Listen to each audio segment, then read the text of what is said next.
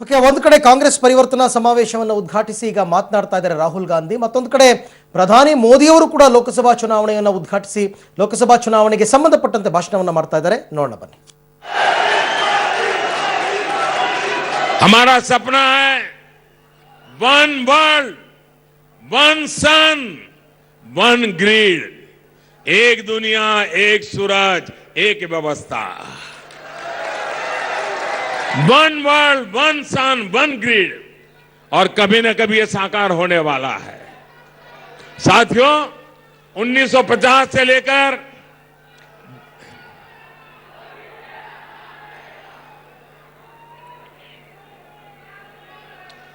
साथियों 1950 से लेकर ये जरा सुनिए आप, ये आपको बहुत काम आएगा. जो मैं आंकड़े बोल रहा हूं वो आंकड़ों की बड़ी ताकत है. ध्यान से सुनोगे, याद रखोगे, पक्का याद रखोगे. अगर इतना भी याद रखोगे ना तो फिर आपको आगे के लिए कभी सोचना ही नहीं पड़ेगा. आंख बंद करके के सही निर्णय करोगे आप. बताऊं, याद रखोगे. देखिए 1950 से लेकर ಪ್ರದೇಶದ ನೋಯ್ಡಾದಲ್ಲಿ ಪ್ರಧಾನಿ ನರೇಂದ್ರ ಮೋದಿ ಅವರು ಭಾಷಣ ಮಾಡ್ತಾ ಇದ್ದಾರೆ. ಮತ್ತೊಂದು ಕಡೆ ಕರ್ನಾಟಕದ ಹಾವೇರಿಯಲ್ಲಿ ಮಾಜಿ ಮುಖ್ಯಮಂತ್ರಿ ಸಿದ್ದರಾಮಯ್ಯನವರು ಕೂಡ ಭಾಷಣವನ್ನು ಮಾಡ್ತಾ ಇದ್ದಾರೆ. ಅದನ್ನು ನೋಡೋಣ ಬನ್ನಿ.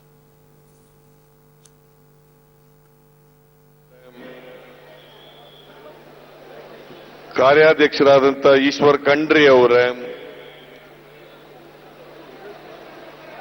ಈ ಜಿಲ್ಲೆಯ ಉಸ್ತುವಾರಿ ಸಚಿವರಾದಂಥ ಜಮೀರ್ ಅಹಮದ್ ಖಾನ್ ಅವರೇ, ವೇದಿಕೆ ಮೇಲಿರ್ತಕ್ಕಂಥ ಎಲ್ಲ ಕಾಂಗ್ರೆಸ್ಸಿನ ಹಿರಿಯ ಮುಖಂಡರುಗಳೇ, ಈ ಜಿಲ್ಲೆಯ ಎಲ್ಲ ನಾಯಕರುಗಳೇ, ಗದಗ ಜಿಲ್ಲೆಯ ಎಲ್ಲ ನಾಯಕರುಗಳೇ, ಮುಂಚೂಣಿ ಘಟಕಗಳ ಎಲ್ಲ ಪದಾಧಿಕಾರಿಗಳೇ, ಇಲ್ಲಿ ಇಷ್ಟೊಂದು ಬೃಹತ್ ಸಂಖ್ಯೆಯಲ್ಲಿ ನೆರೆದಿರತಕ್ಕಂಥ ಎಲ್ಲ ಆತ್ಮೀಯ ಬಂಧುಗಳೇ, ತಾಯಂದಿರೇ, ಎಲ್ಲ ಯುವಕ ಮಿತ್ರರೇ, ಸುದ್ದಿ ಮಾಧ್ಯಮದ ಎಲ್ಲ ಗೆಳೆಯರೇ,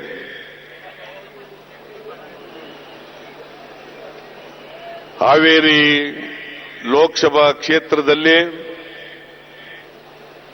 ಕಾಂಗ್ರೆಸ್ ವತಿಯಿಂದ ಹಮ್ಮಿಕೊಂಡಿರ್ತಕ್ಕಂಥ ಪರಿವರ್ತನಾ ಯಾತ್ರೆ ಇಲ್ಲಿ ನಡೀತಾ ಇದೆ. ಇವತ್ತು ಇಷ್ಟೊಂದು ದೊಡ್ಡ ಸಮಾವೇಶವನ್ನ ಏರ್ಪಾಡು ಮಾಡಿರ್ತಕ್ಕಂಥ ಜಿಲ್ಲೆಯ ಉಸ್ತುವಾರಿ ಸಚಿವರಿಗೆ, ಜಿಲ್ಲೆಯ ಇತರ ಎಲ್ಲ ಮುಖಂಡರುಗಳಿಗೆ ನಾನು ಅಭಿನಂದನೆಗಳನ್ನ ಹೇಳಲಿಕ್ಕೆ ಅಲ್ಲ ಅಂತಕ್ಕಂಥ ಮಾತನ್ನ ಈ ಸಂದರ್ಭದಲ್ಲಿ ಹೇಳಲಿಕ್ಕೆ ಬಯಸ್ತಾ ಇದ್ದೇನೆ. ಇವತ್ತು ನೀರಾವರಿ ಇರಬಹುದು, ಪಿಡಬ್ಲ್ಯೂ ಇರಬಹುದು, ರಸ್ತೆ ಕೆಲಸ ಇರಬಹುದು, ಹಳ್ಳಿಗಳಲ್ಲಿ ಕುಡಿಯ ನೀರಿನ ಸಮಸ್ಯೆ ಇರಬಹುದು, ಇವುಗಳ ಬಗ್ಗೆ ಯಾವತ್ತೂ ಕೂಡ ಮಾತಾಡಲ್ಲ. ರೈತರ ಸಾಲ ಮನ್ನಾ ಮಾಡಿ ಅಂದ್ರೆ ನರೇಂದ್ರ ಮೋದಿ ಅವರು ಚಕಾರ ಎತ್ತಲ್ಲ. 5 ವರ್ಷಗಳು ತುಂಬಿದ ಮೇಲೆ ಇವತ್ತು ರೈತರ ಬಗ್ಗೆ ಇದ್ದಕ್ಕಿದ್ದಾಗಲೇ ಪ್ರೇಮ ಬಂದ್ಬಿಟ್ಟಿದೆ. ರೈತರ ಮೂಗಿಗೆ ತುಪ್ಪ ಹಚ್ಚತಕ್ಕಂಥ ಕೆಲಸವನ್ನ ನರೇಂದ್ರ ಮೋದಿ ಅವರು ಮಾಡ್ಲಿಕ್ಕೆ ಶುರು ಮಾಡಿದ್ದಾರೆ. ನಾನು ಕೇಳ್ತೀನಿ, ನರೇಂದ್ರ ಮೋದಿ ಅವರೇ, ನೀವು ಅಧಿಕಾರಕ್ಕೆ ಬಂದು 5 ವರ್ಷ ಆಯ್ತು. ಇವತ್ತು ನಾವು ರೈತರಿಗೆ 3 ಕಂತಿನಲ್ಲಿ 6,000 ರೂಪಾಯಿಗಳನ್ನ ರೈತರಿಗೆ ನಾವು ನೇರವಾಗಿ ಅವರ ಅಕೌಂಟ್ಗೆ ಹಾಕ್ತೀವಿ ಅಂತ ಹೇಳ್ತಾ ಇದ್ದೀರಲ್ಲ. ನೀವು ಅಧಿಕಾರಕ್ಕೆ ಬಂದ 2ನೇ ವರ್ಷ ಯಾಕೆ ಮಾಡಲಿಲ್ಲ? 3ನೇ ವರ್ಷ ಯಾಕೆ ಮಾಡಲಿಲ್ಲ? 4ನೇ ವರ್ಷ ಯಾಕೆ ಮಾಡಲಿಲ್ಲ? ಈಗ ಚುನಾವಣೆ ಸಂದರ್ಭದಲ್ಲಿ ರೈತರ ಮೂಗಿಗೆ ತುಪ್ಪ ಹಚ್ಚತಕ್ಕಂಥ ಕೆಲಸವನ್ನ ನೀವು ಮಾಡಿದ್ದೀರಿ. ನಿಮ್ಮ ಈ ಹುನ್ನಾರವನ್ನ ಜನರು ಅರ್ಥ ಮಾಡ್ಕೊಳ್ತಾರೆ ಅಂತಕ್ಕಂಥದ್ದು ನನ್ನ ಭಾವನೆ. ಈಗಾಗಲೇ ರಾಹುಲ್ ಗಾಂಧಿ ಅವರು ಅನೇಕ ಕಡೆಗಳಲ್ಲಿ ಹೇಳಿದ್ದಾರೆ, ರೈತರಿಗೆ ಒಂದು ದಿನಕ್ಕೆ 17 ರೂಪಾಯಿ ಕೊಡ್ತಕ್ಕಂಥದ್ದು ಇದು ಕಾರ್ಯಕ್ರಮ. ಈ ಮೂಲಕ ರೈತರಿಗೆ ಅವಮಾನ ಮಾಡ್ತಕ್ಕಂಥ, ರೈತರಿಗೆ ಗೌರವವನ್ನು ಕಳೀತಕ್ಕಂಥ ಕೆಲಸವನ್ನ ನರೇಂದ್ರ ಮೋದಿ ಮಾಡ್ತಾ ಇದ್ದಾರೆ. ನಾನು ಒಮ್ಮೆ ನರೇಂದ್ರ ಮೋದಿ ಅವರ ಬಳಿ ಹೋಗಿದ್ದೆ. ರೈತರ ಸಾಲ ಮನ್ನಾ ಮಾಡಿ ಅಂತ ಹೇಳಿದೆ.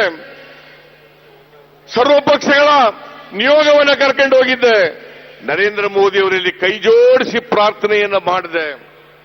ನರೇಂದ್ರ ಮೋದಿ ಅವರು ಜಪ್ಪಯ್ಯ ಅಂದ್ರೂ ಕೂಡ ಸಾಲ ಮನ್ನಾ ಮಾಡಲಿಕ್ಕೆ ಒಪ್ಪಲಿಲ್ಲ. ನನ್ನ ಜೊತೆ ಬಂದಿದ್ದಂತ ಜಗದೀಶ್ ಶೆಟ್ಟರು, ಪ್ರಹ್ಲಾದ್ ಜೋಶಿ, ಅನಂತ್ ಕುಮಾರ್, ಸದಾನಂದ ಗೌಡ, ಈಶ್ವರಪ್ಪ ಇವರೆಲ್ಲರೂ ಕೂಡ ಬಂದಿದ್ರು ಸರ್ವಪಕ್ಷದ ನಿಯೋಗದಲ್ಲಿ. ನಾನು ಅವ್ರಿಗೆಲ್ಲ ರಿಕ್ವೆಸ್ಟ್ ಮಾಡ್ಕೊಂಡೆ, ನೋಡಿ ಪ್ರಧಾನಮಂತ್ರಿಗಳು ಸಾಲ ಮನ್ನಾ ಮಾಡಕ್ಕೆ ಹೋಗ್ತಾ ಇಲ್ಲ, ನೀವು ಅಸೆಂಬ್ಲಿ ಒಳಗಡೆ ಮತ್ತು ಹೊರಗಡೆ ರೈತರ ಸಾಲ ಮನ್ನಾ ಮಾಡಬೇಕು ಅಂತೇಳಿ ಕೂಗ್ತೀರಿ. ಯಡಿಯೂರಪ್ಪನವ್ರು ಕೂಗ್ತಾರೆ, ನೀವು ಹೇಳ್ರಿ ನರೇಂದ್ರ ಮೋದಿ ಅವರಿಗೆ ಸಾಲ ಮನ್ನಾ ಮಾಡಲಿಕ್ಕೆ ಅಂತಂದ್ರೆ ಇವ್ರು ಯಾರು ಕೂಡ ತುಟಿ ಬಿಚ್ಚಲಿಲ್ಲ, ತುಟಿ ಪಿಟಕನ್ನಿಲ್ಲ. ಈ ಯಡಿಯೂರಪ್ಪನವರು ಮಾತೆತ್ತಿದ್ರೆ ನಾನು ರೈತರ ಮಗ, ರೈತರ ನಾಯಕ, ಪ್ರಮಾಣ ವಚನ ತಗೊಳ್ಳುವಾಗ ಹಸಿರು ಶಾಲ ಹಾಕೊಂಡು ತಗೊಳ್ತೀರಿ ಯಡಿಯೂರಪ್ಪನವರೇ. ಇದೇ ಹಾವೇರಿನಲ್ಲಿ ರೈತರು ಗೊಬ್ಬರ ಕೊಡಿ, ಬೀಜ ಕೊಡಿ ಅಂತ ಕೇಳಿದಾಗ ರೈತರ ಮೇಲೆ ಗುಂಡಿಕ್ಕಿ ಇಬ್ಬರು ರೈತರನ್ನು ಕೊಂದು ಹಾಕಿದವರು ಇದೇ ಯಡಿಯೂರಪ್ಪ ಅಂತಕ್ಕಂಥದನ್ನು ತಿಳ್ಕೋಬೇಕಾಗ್ತದೆ.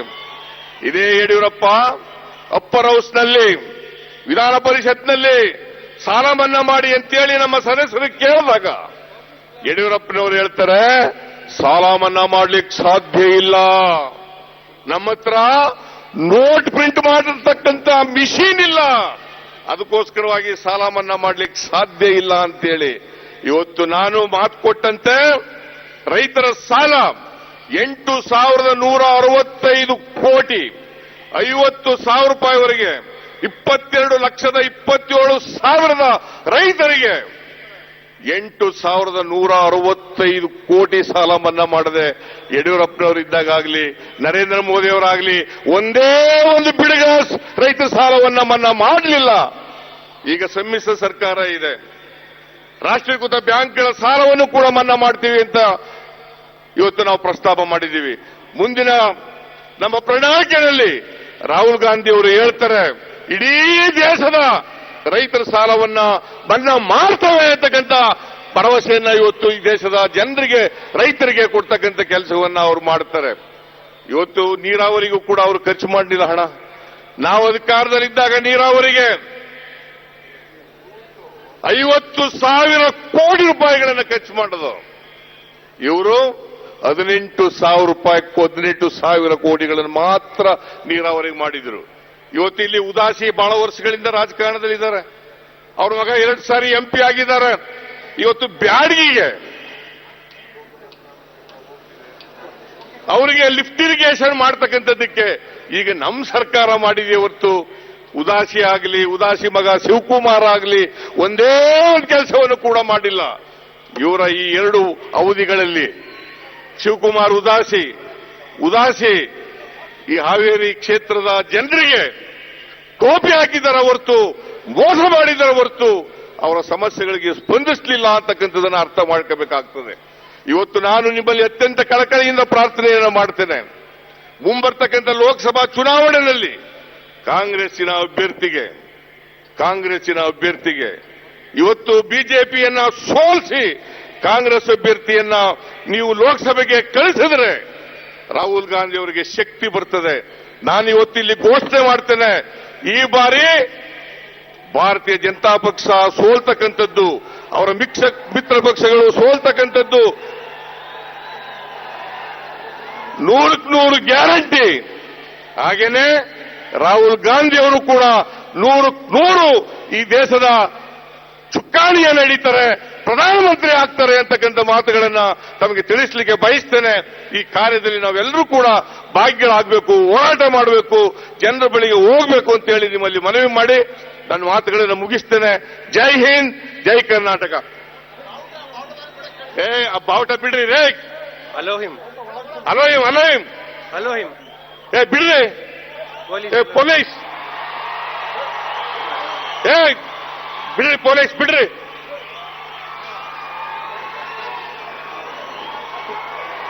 ಧನ್ಯವಾದಗಳು. ದಯವಿಟ್ಟು ಎಲ್ಲರೂ ಶಾಂತ ರೀತಿಯಿಂದ ಕುಳಿತುಕೊಳ್ಳಿ.